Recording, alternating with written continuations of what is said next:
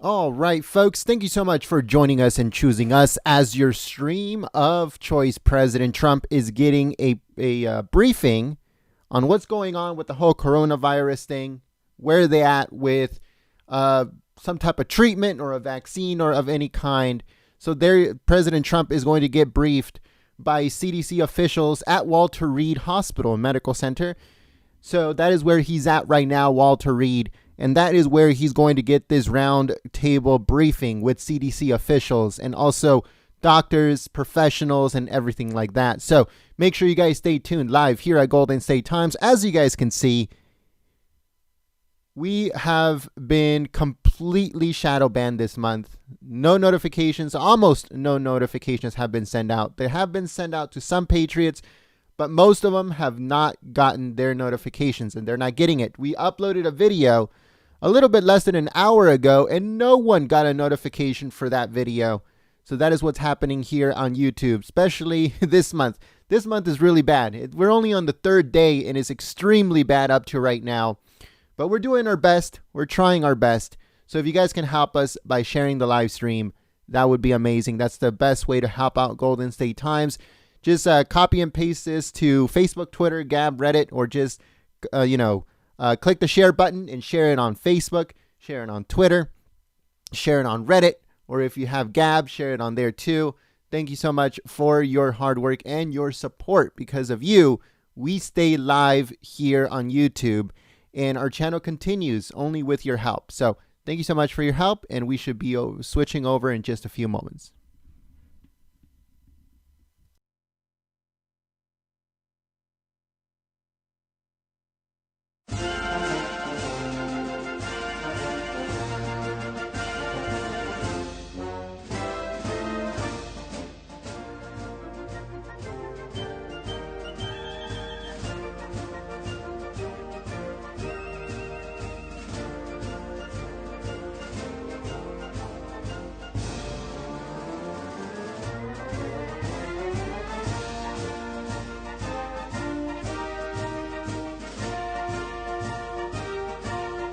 Thank you.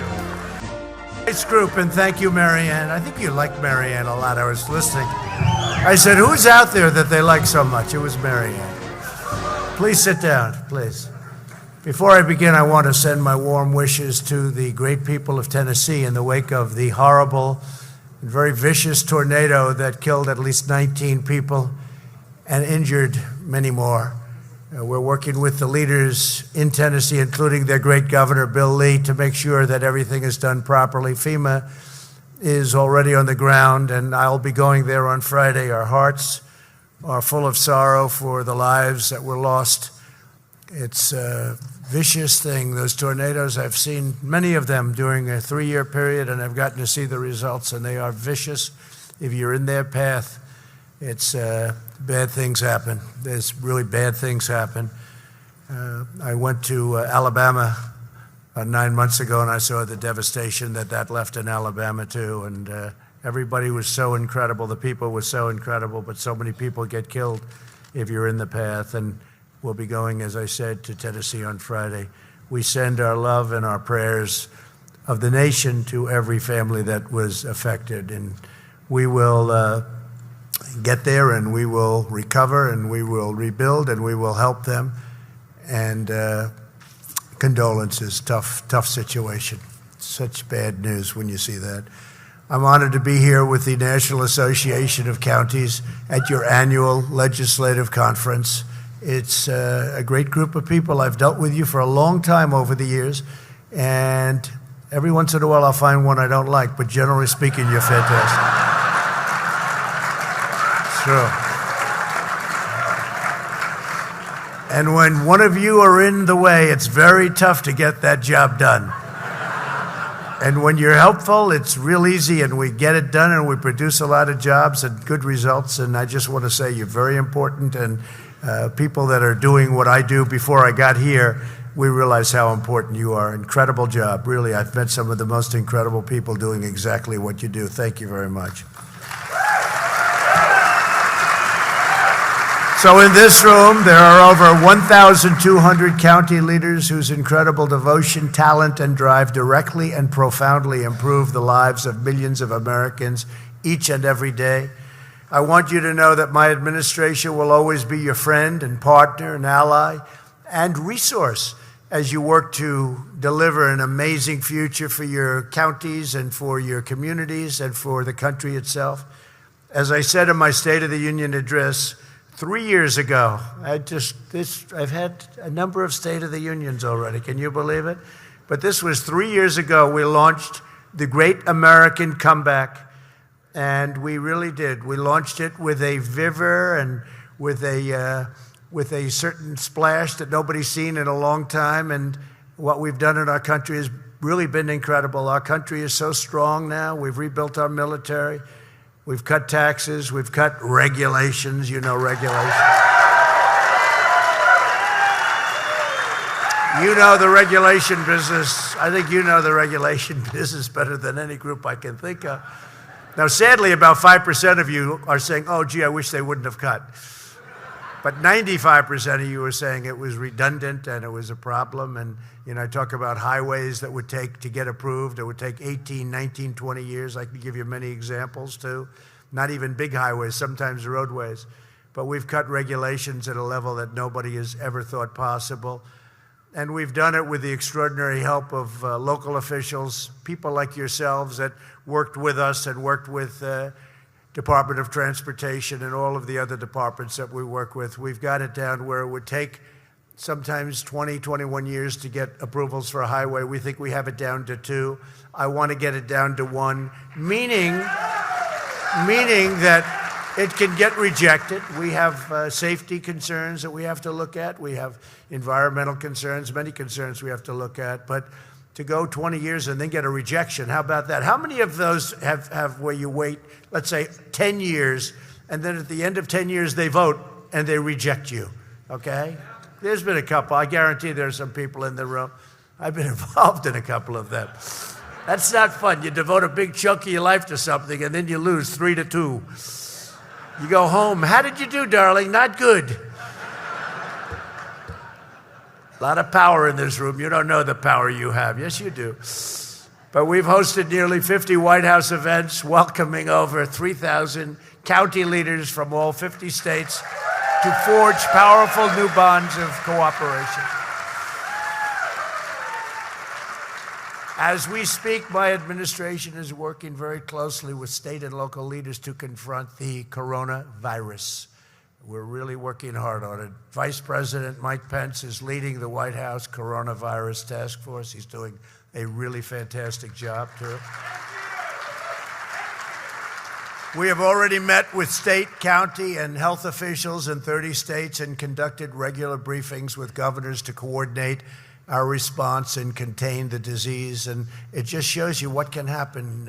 6 weeks ago, 8 weeks ago, you never heard of this. All of a sudden, it's got the world aflutter, and but it'll work out. But it's just unseen. You have it all the time.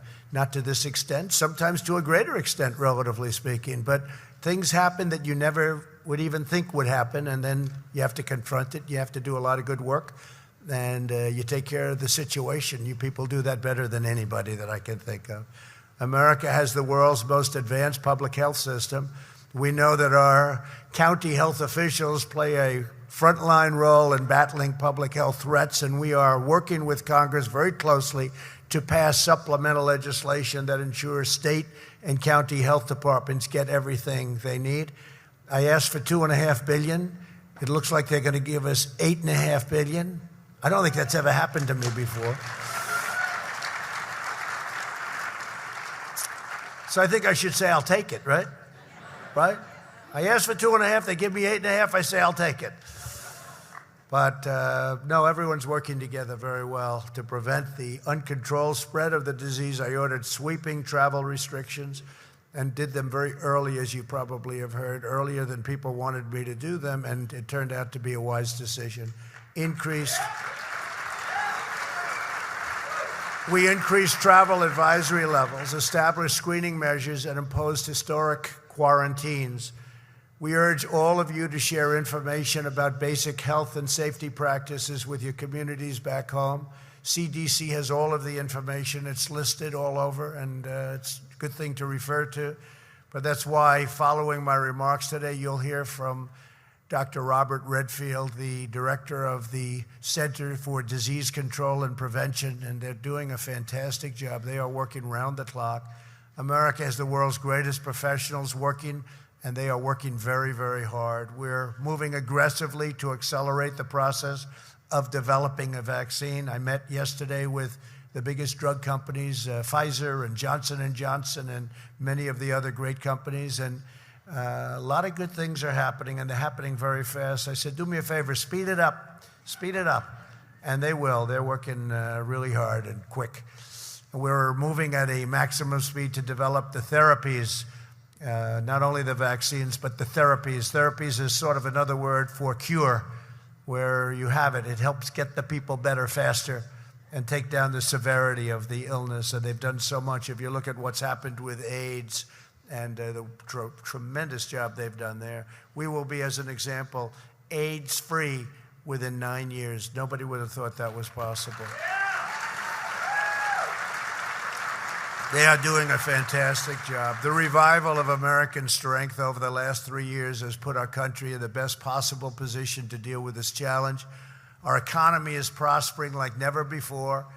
We've relocated supply chains back to the United States. You know, a lot of the chains now are back in the United States. And we've also, as you probably have noticed, for 2 years I've been complaining about the medicines are made outside of the United States. I want them to be back here. If there's a reason why we can't use a certain country, for lots of reasons, I want it to be made here, and we've already started that process before this happened. But this sort of explains why we have to do it pretty well. Jobs and growth have soared in the United States at a level that's unprecedented, historic, and also we've had historic new investment in our country. No country on earth has had greater power to overcome adversity, what we've done in so many different ways. We've rebuilt our military, $2.5 trillion. You know, it's wonderful to have a good budget, but if we don't have a strong military,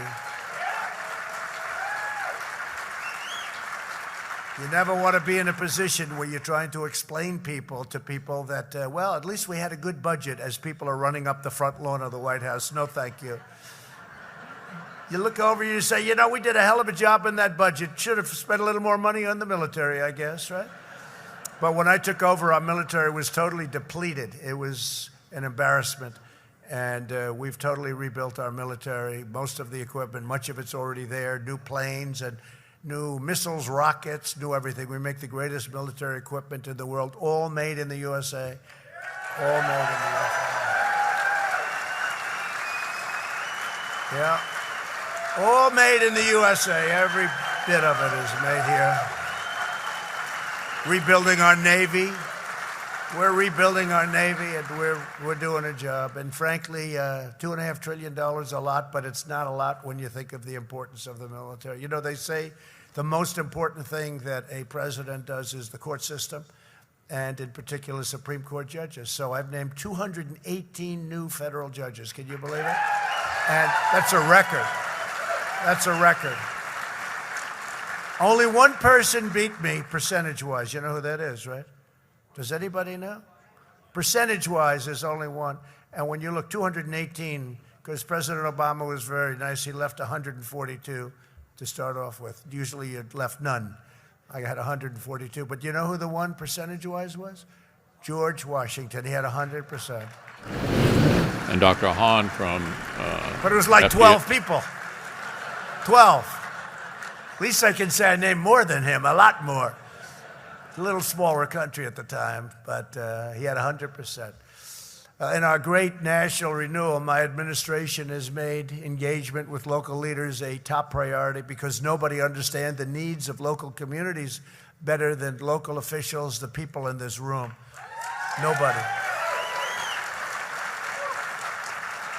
And with your help, and we keep in touch with you, as you know, all the time, we feel very strongly about that. Our economy is right now the envy of the world. We've created, and by the way, yesterday, did you notice the market went up almost 1,300 points? That's the highest, biggest That's the biggest one-day gain in points in the history of our country. Can you believe that one? That was a nice surprise. That took about half of the hurt from the previous week out, caused by something, again, that we didn't think would happen. So that was tremendous. And today it's up, and the Federal Reserve cut rates today, finally. Do it more. Do it a little bit more. You want to be competitive with these other countries. Other countries have lower rates because their feds, their currencies are cut to a level and their rate is cut. They play with their currency. They play with the value of their currencies, and we don't do that. We don't do that. We have a different kind of a theory going, and it really puts us at, and I don't say necessarily to do it, but we have to be competitive with other countries. When we're paying 2 points more than Germany, or we're paying more than other countries, we should be paying less than everybody else. We have the dollar, we have the strength, we have the greatest country on earth. We should be paying less. So the Fed rate is too high. It's very simple. It's too high. It puts us at a competitive disadvantage, especially when it comes to exporting our product to other countries.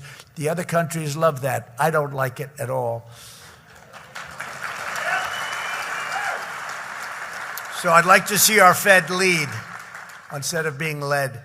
We have created 7 million more jobs since the election, and if you would have said 7 million jobs, nobody would have believed that number.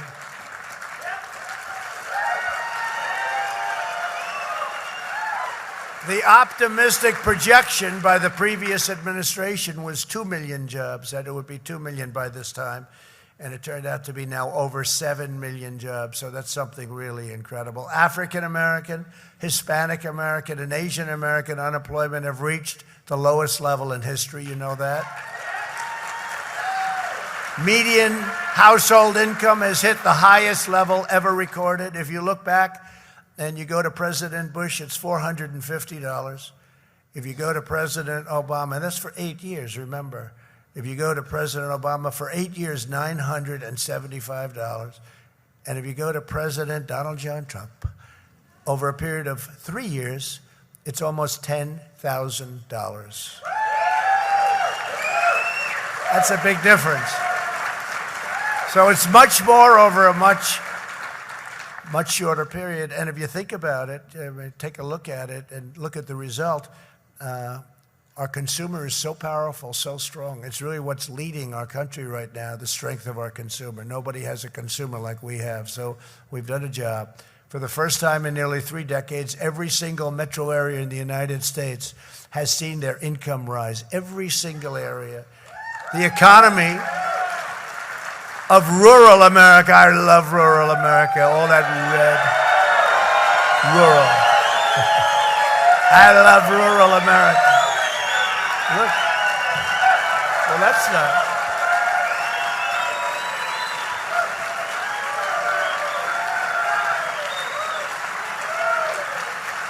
That's great.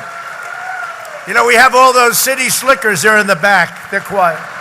They're in the back. We put them in the back corners. That's okay. How you doing back there? Well, they're still waving.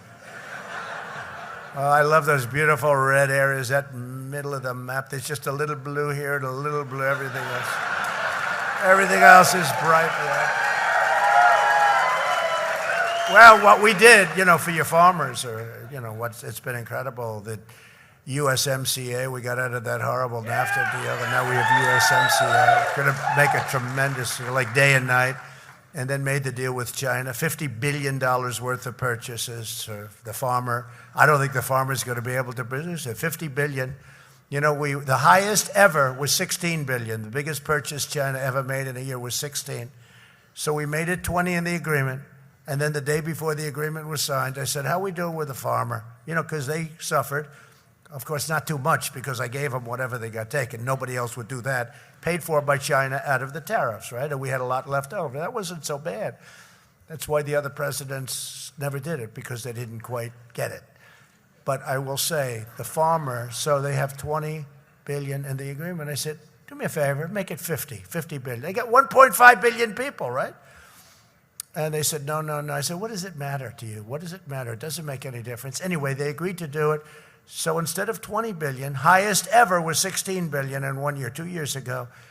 Instead of 20, they made it 50 billion. And now my people look at me and say, sir, the American farmer will not be able to produce that much. I said, trust me, they will produce that much.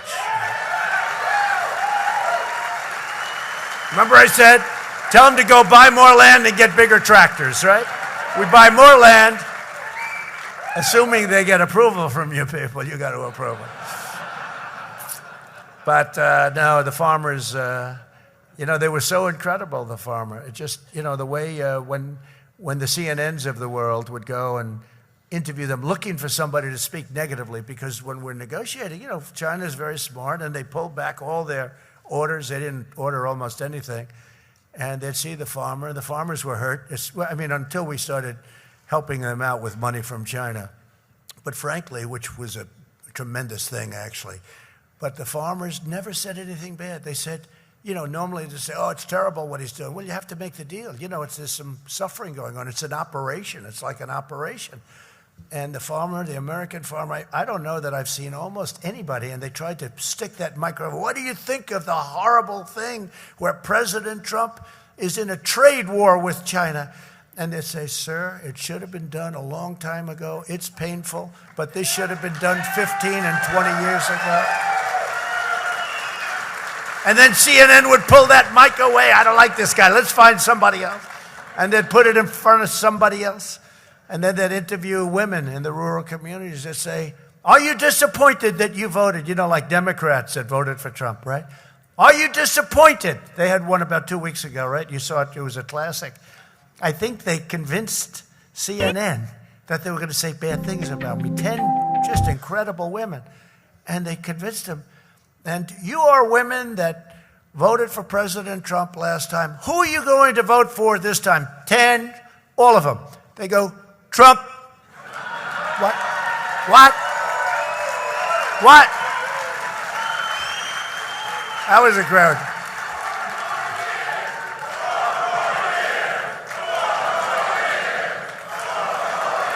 Now, this is not supposed to be a political rally. This is not a political rally. I don't like talking politics. We're talking about the economy, rural America. I don't like talking about politics. This is a pretty wild group you have here. But it's a great group of people. It's a great feeling. You can feel it. We have a great group of people, and I appreciate it. The economy of rural America has grown 30 times faster under my administration than during the 4 years prior to my election. Think of 30. 30 times. 30 times. Even that sounds like an exaggeration. If it is, you'll read about it tomorrow in the Washington. They'll give me a Pinocchio. Well, that's what they have. They had to get it somewhere. I know one thing I know, it's grown a hell of a lot faster. 30 times sounds like a lot, but they're doing great. Together, we're building the most prosperous economy and the most inclusive society ever to exist in this country.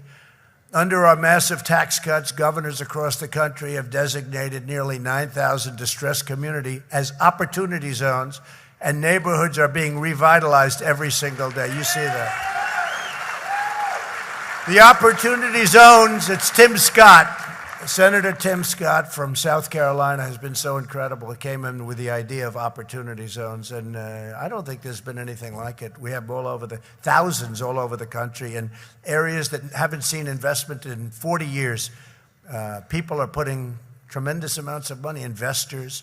Sometimes you'd say rich people are putting money in, they're creating jobs, and they're happy with it. Nobody's seen anything like it. It's really prospering. Maybe because the economy is so good, but things like that help make the economy good. So it's been very unusual. Usually that stuff, almost never does that stuff work.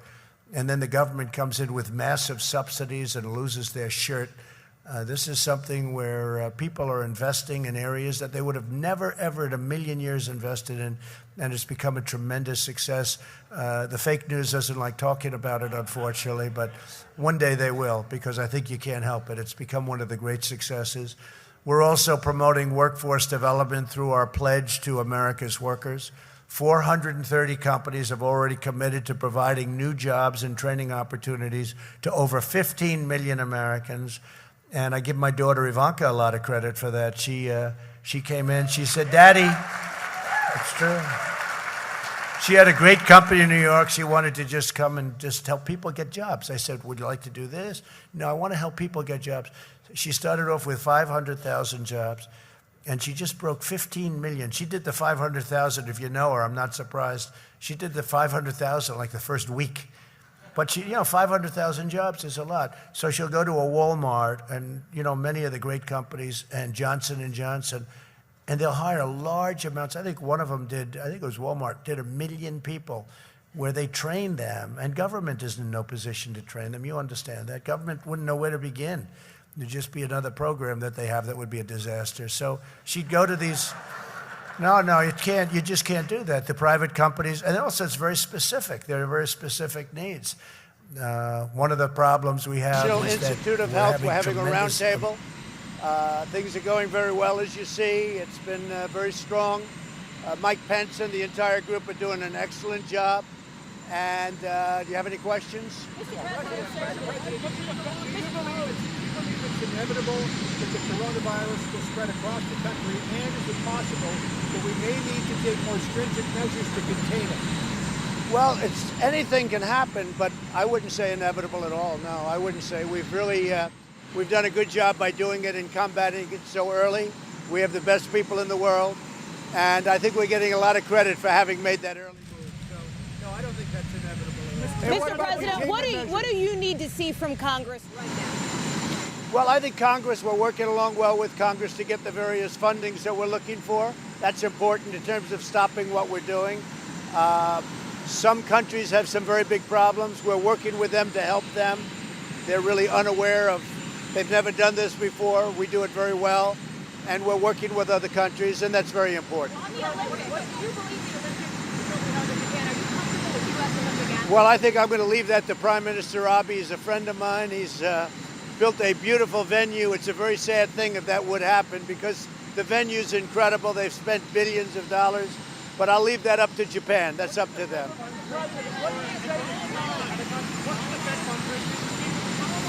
I would say that the Fed funds rate, the rate, as you would call it, is too high. It should be eased down so that we're competitive. Look, we have the greatest country in the world. We have the strongest country in the world. It's our dollar that the world relies on. We should have the low rate. But we have a Fed that doesn't agree with that. I disagree with them. You say it. Did you speak with the leader of the Taliban today? I did. I spoke to the leader of the Taliban today. We had a good conversation. We've agreed there's no violence. We don't want violence. We'll see what happens. They're dealing with Afghanistan, but we'll see what happens. Okay? We had actually a very good talk with the leader of the Taliban. Yes.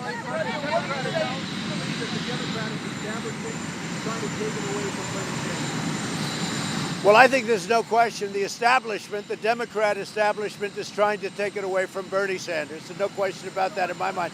Now, look, a lot's going to be learned tonight. We'll see how well Biden does. We'll see how well Sanders does.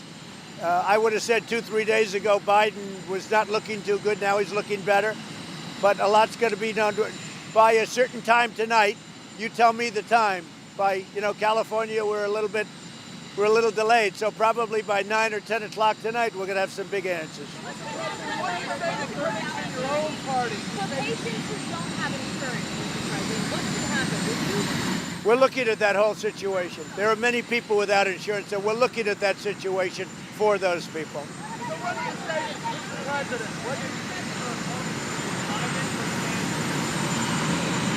Whoever it is, I don't care. I really don't care. Whoever it is, we will take them on. Hey, the job we've done, we've rebuilt the military. We have the strongest economy we've ever had. All of the things we've done, I will take on anybody.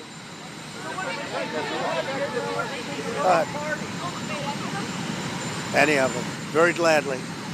Very gladly. Go ahead, John.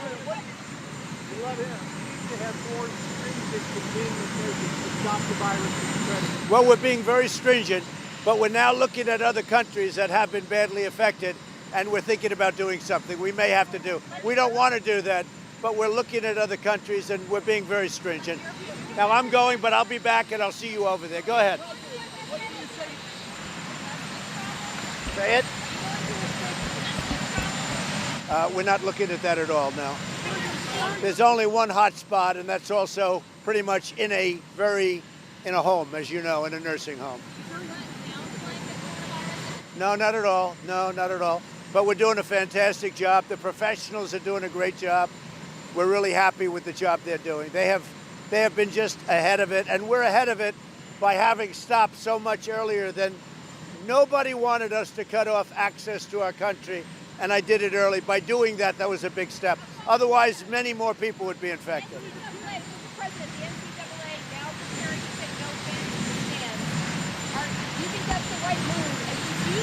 That's a tough move. When did they announce that? A little while ago? Yes. That's a tough move. No, I'm not prepared for that, but let them do what they want to do. I'm hearing more and more about that. I don't think it would be necessary, no. That's too bad. Jeff, go ahead. Question? Cutting off travel to and from Italy and South Korea, you already put some restrictions in place. We're watching Italy very closely, South Korea very closely, even Japan very closely, and we'll make the right determination at the right time. We've cut it off, as you know, with numerous other countries. Okay? What other countries are you considering? Say it. Any other countries you're considering cutting off travel? They are the hot spots right now. Right? No.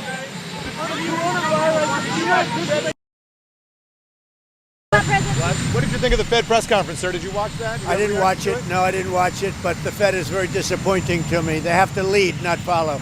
They are following, not leading. They're very disappointing. Tax cuts or anything else?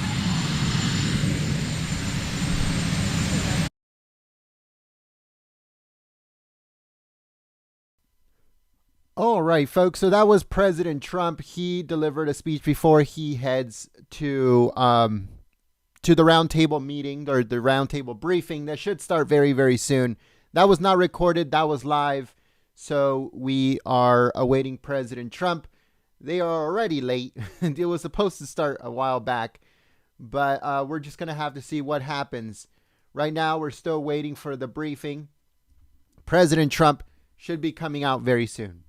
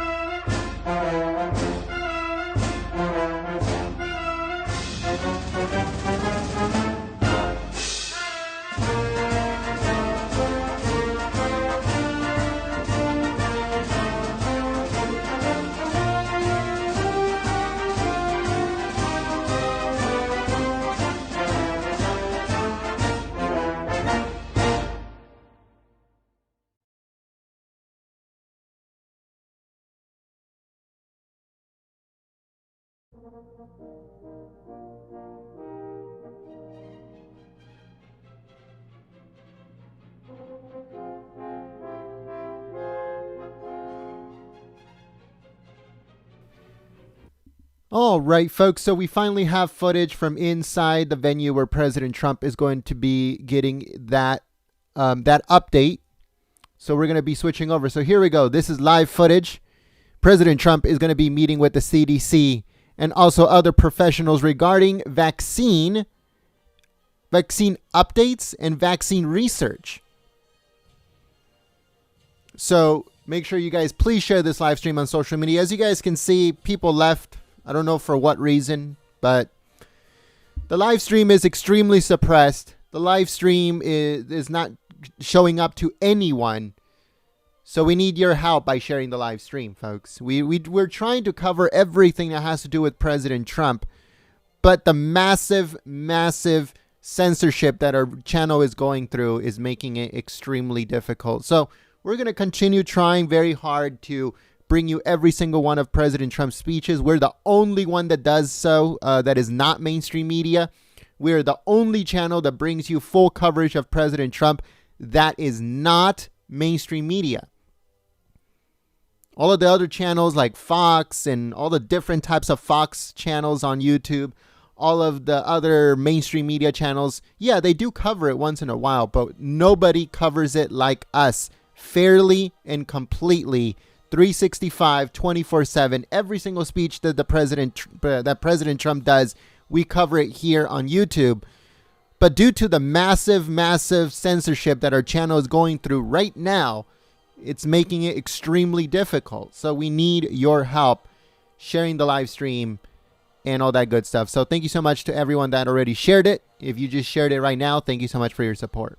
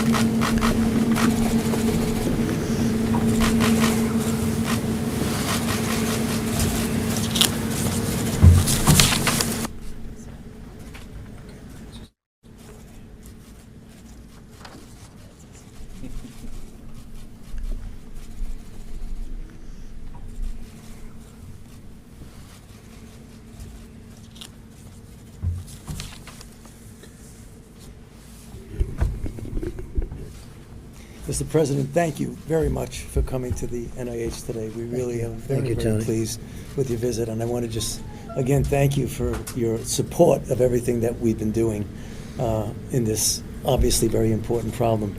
What I've asked is just first to have Francis Collins, our director, just make a couple of comments about the NIH in general, and then I'll talk to you about some of the things that you and I have been talking about for the past few weeks. Good. Thank you.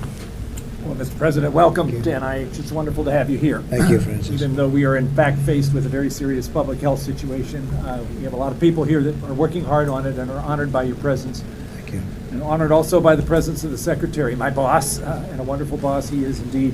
Maybe I'll just quickly say who else at the table so you understand who we're with here. Starting over here, Dr. Barney Graham, who's the Deputy Director of the Vaccine Research Center, and that's where we are right now. Next to him, Dr. Katsmika Corbett, who is the front line on the bench making this coronavirus vaccine happen. Good. So wonderfully talented young scientist in our midst. You know Dr. Fauci, of course. Next to him, Dr. John Mascola, who's the director of the Vaccine Research Center. And next to him, Dr. Larry Tabak, who's the principal deputy director of NIH. Good. And we are all thrilled to have you here. I just wanted to say a word about NIH because we haven't had the privilege of having you with us before, and just to sort of set the context for this remarkable institution supported by your administration, the largest supporter of biomedical research in the world, the National Institutes of Health. We distribute most of our funds, more than 80%, to institutions all over the country. So when you hear about a breakthrough in medical research that happened at the University of Illinois or Florida, it was probably supported by NIH. And we use the most rigorous peer review system in the world to decide what we're going to fund. And we do everything from fundamental discovery to clinical trials and everything in between. You could say we do Alzheimer's to Zika or A to Z or some version of that. And we also support infrastructure that makes it possible at a time like this to be able to move rapidly in terms of developing a vaccine. And you'll hear more about that from Dr. Fauci.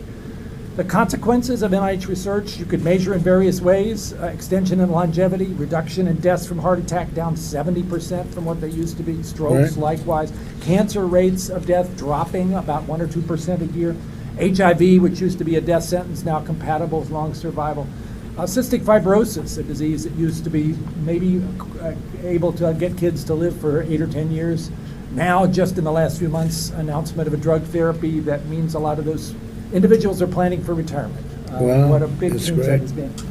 Economics, I think we could also say this is one of the government's best investments, because the return on investment, every dollar that NIH spends, is about $8.38 because of all of the other economic activity that inspired.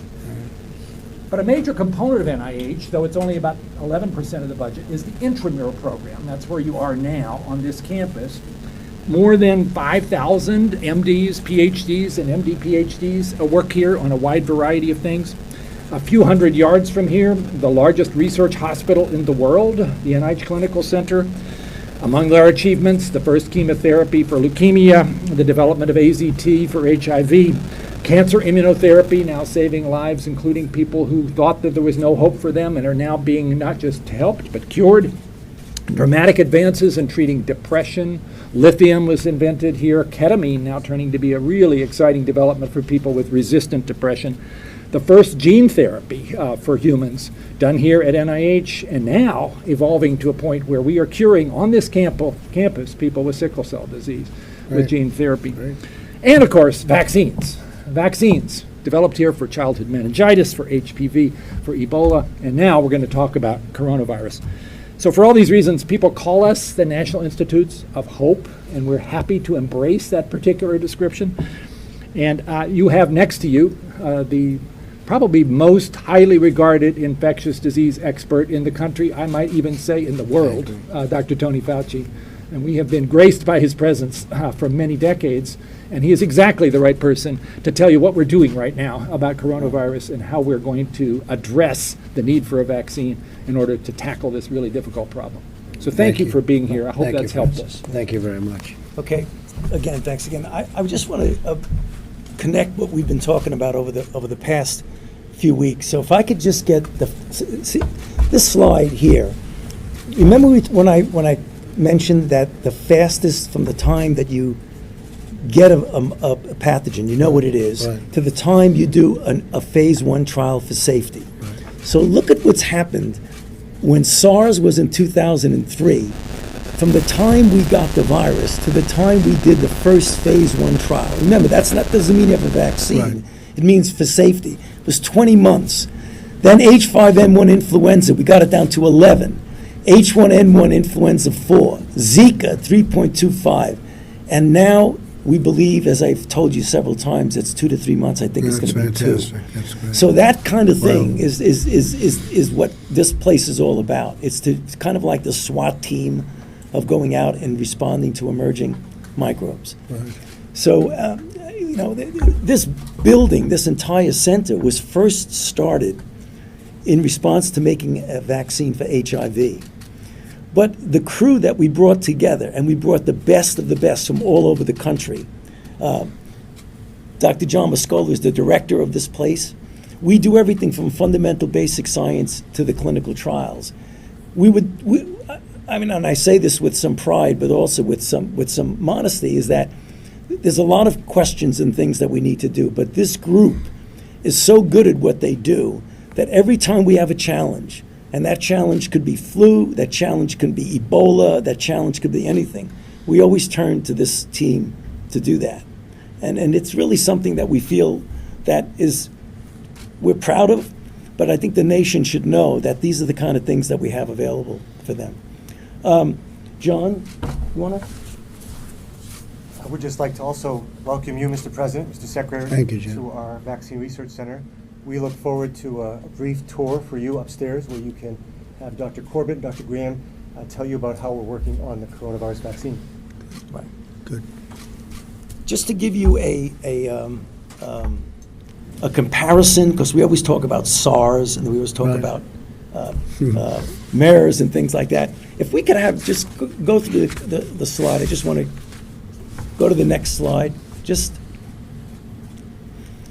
This is an article that I wrote a little while ago, and I called it Coronavirus Infections More Than the Common Cold. The reason is, up until recently, coronaviruses were like mild things. They were just common cold. Just next slide.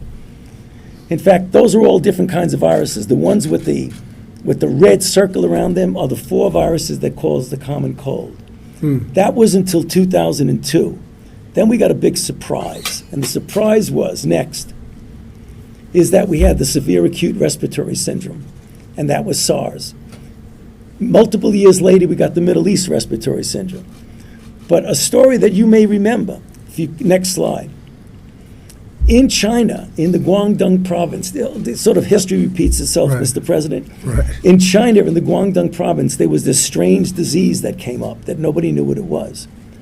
The Chinese didn't really tell anybody about it for a few months, November until it got to Hong Kong. When it got to Hong Kong, next slide, in a hotel in Hong Kong, and this was way back in 2003, someone from China went to the hotel, infected a bunch of people, next slide. And this is what you had. You had flights going.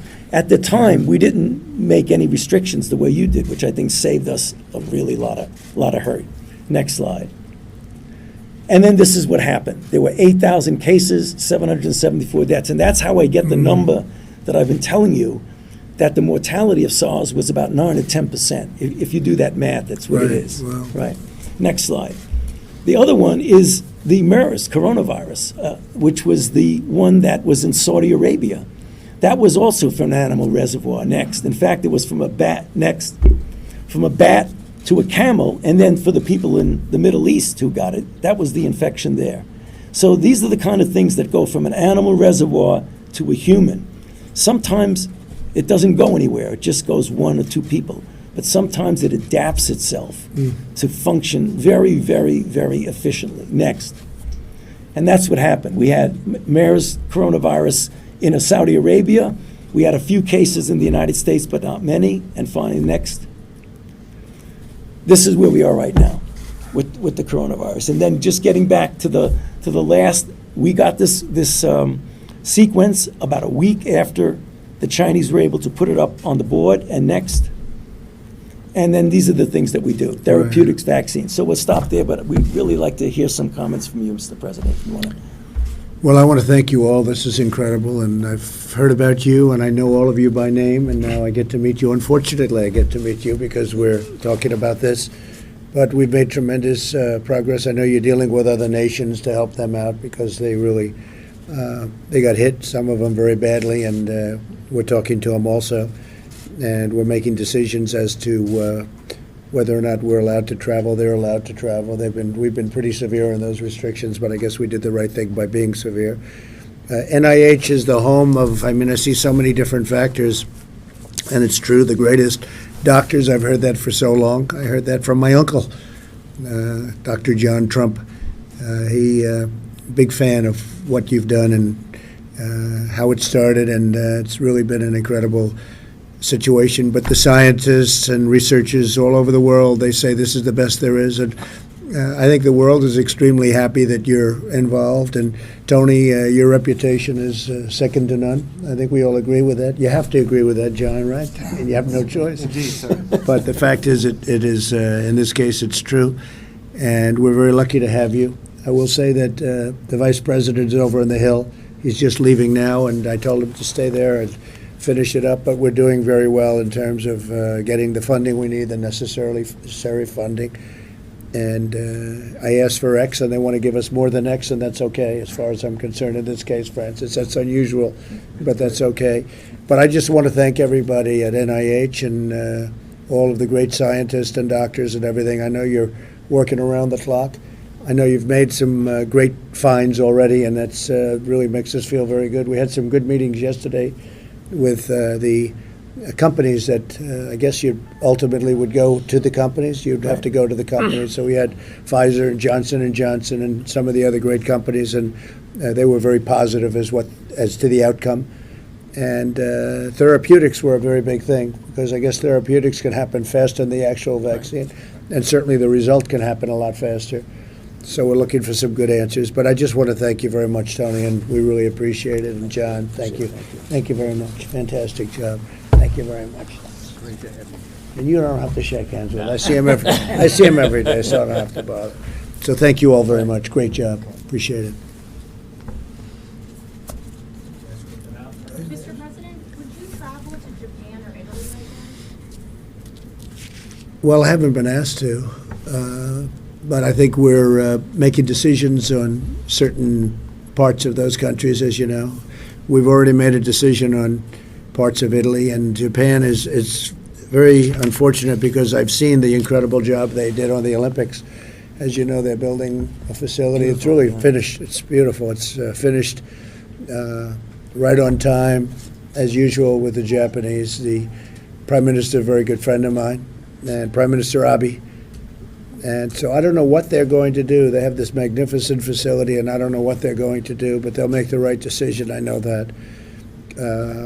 But yes, if it was necessary, I would do it. Yes. What's your timeline on further travel restrictions? Well, we're looking at different areas, and we'll make that decision with these professionals. We made an early decision based on a little bit of luck, I suspect, but that was the original decision on China itself. And China, in all fairness to them, they never blamed us. It was, a tough decision for them, but they fully understood. They were very reasonable about it.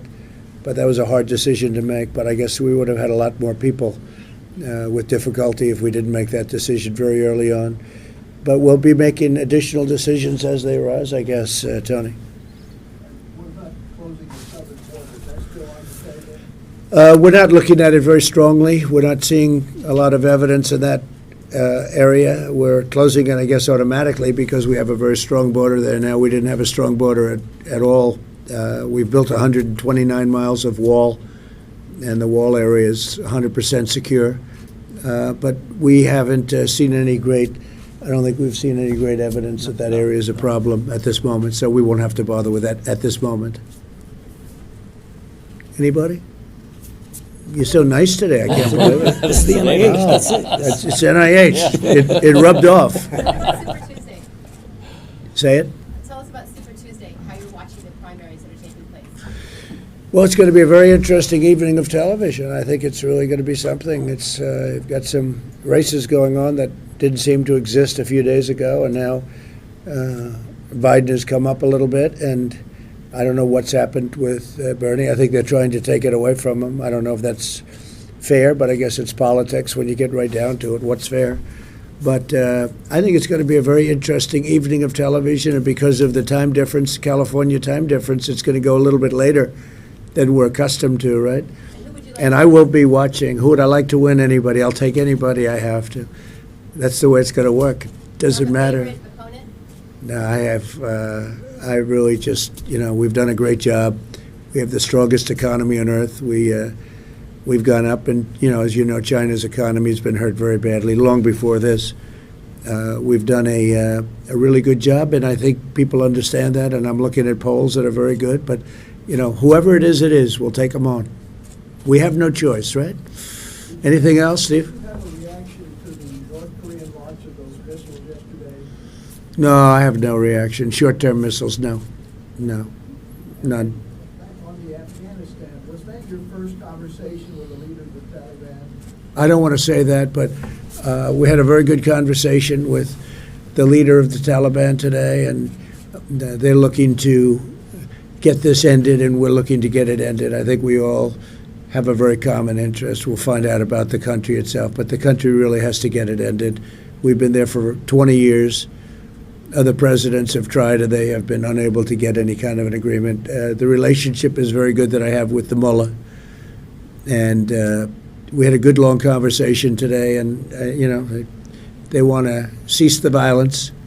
They'd like to cease violence also. The Afghan government seems reluctant to turn over those 5,000. Well, they may be reluctant. They've done very well with the United States for many years, far beyond military. If you look at all the money that we've spent in Afghanistan, we've spent trillions of dollars, and we're really a police force. We're really not fighting per se. It's a fight that if we had to, we'd win, but I don't want to kill millions of people. We'd win it fairly quickly, but I don't want to kill millions of people. I think it's crazy. And so we've been there. We'll be very, very soon. It'll be 20 years.